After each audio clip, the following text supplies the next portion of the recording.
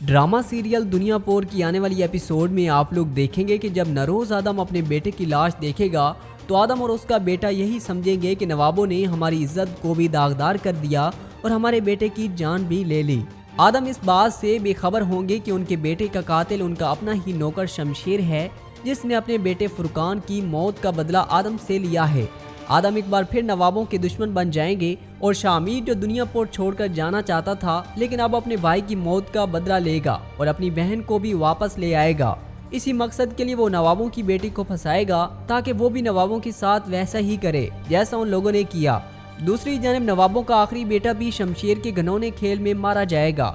नवाब जिसका मुजरम आदम को समझते हैं, अब नवाबों का नाम और निशान भी नहीं बचेगा। नवाब के खानदान में उसकी बेटी सिर्फ आना बाकी रह जाएगी।